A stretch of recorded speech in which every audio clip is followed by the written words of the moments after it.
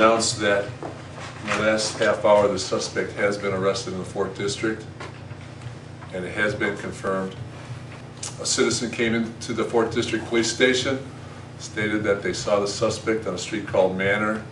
His own car responded to the area, located the suspect on Mount Vernon, placed him under arrest without any problems.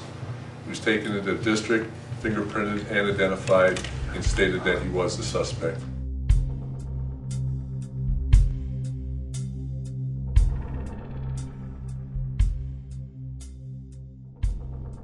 He grew up in East Cleveland in a pretty big house with a half-sister, cousins, his mother, grandmother.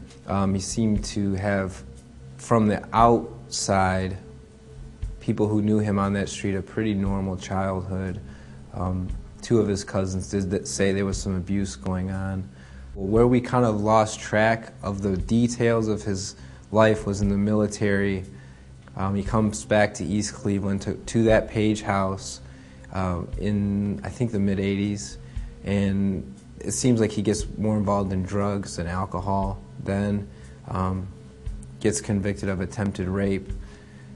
It was originally a rape charge. The court records are kind of sketchy as to how that got reduced.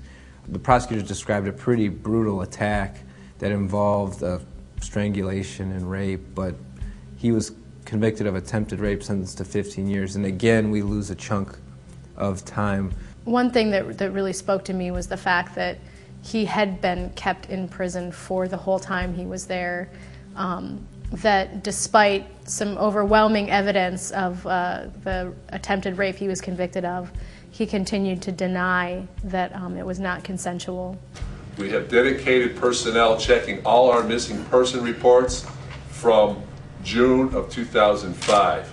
That is when this particular suspect was released from prison.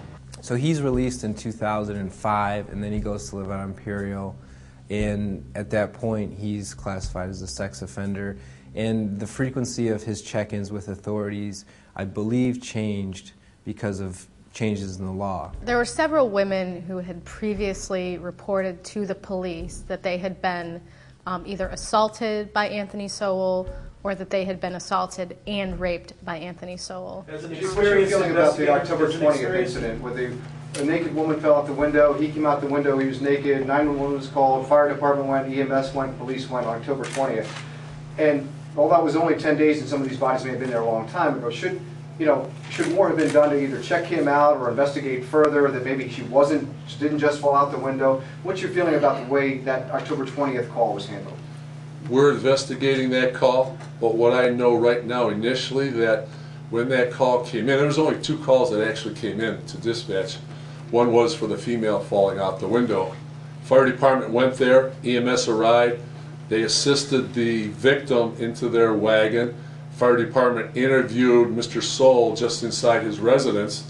They transported the victim, and I believe Mr. Sowell, in the wagon to the hospital, and the fire department just felt a little uneasy about it. It was at that time they called the police department.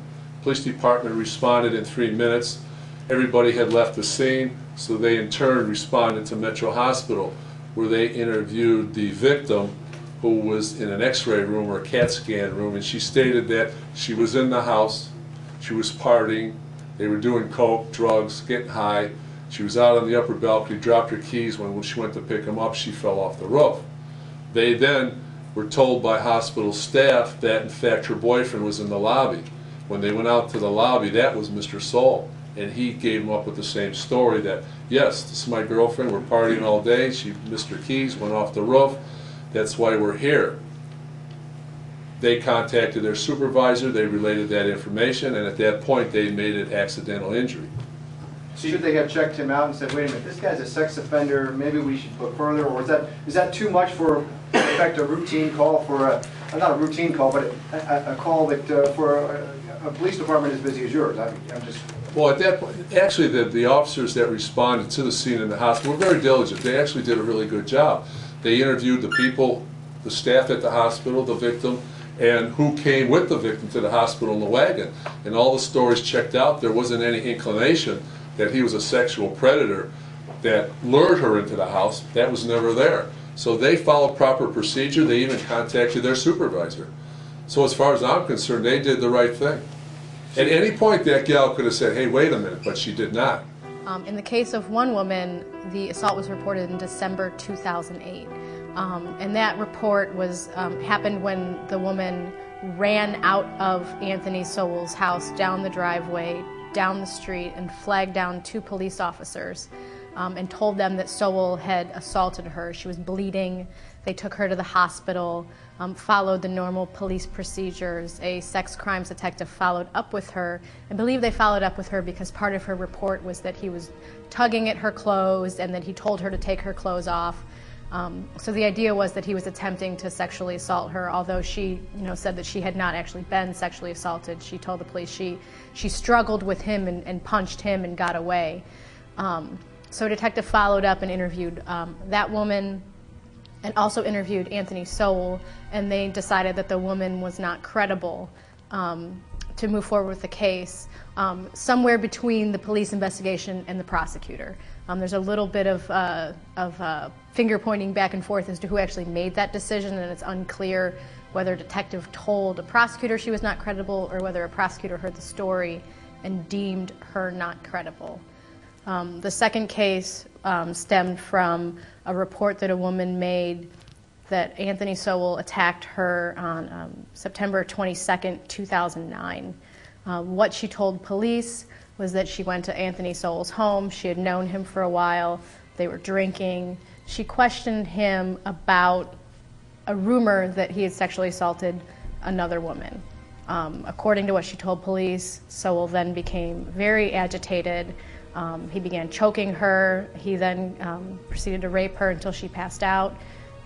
And then at some point she woke up and was able to kind of bargain with him and able to get out of the house and get away from the situation. And she went to the hospital within about 24 hours and reported that she had been sexually assaulted. Police followed up with her. They had trouble hooking up for a second interview, and that was what took so long to go to his house after that. The reason that they would want to go to his house is because she said that there was clothing left behind, possibly from her in the home. And they eventually did talk to that woman again, and they got a search warrant. They went back to Anthony Sowell's house. The results of that were them discovering the bodies in his home. The Cleveland Police Department is represented here by Detectives Griffin, G-R-I-F-F-I-N, and Detective Melvin Smith, a common spelling of Smith. I've had the opportunity to speak with them. They've indicated that thus far 10 bodies have been found at the residence of Mr. Sowell, in addition to a skull. And they wish to indicate to the court that it's important to note that this investigation remains ongoing. He had friends on his street. Neighbors liked him. He cooked. He knew people. He drank beer pretty regularly, from what everyone said. And he had a relationship with a woman, Lori Frazier, who has been identified as Mayor Frank Jackson's niece. A lot of people did not see this coming, from those who knew him on Imperial especially.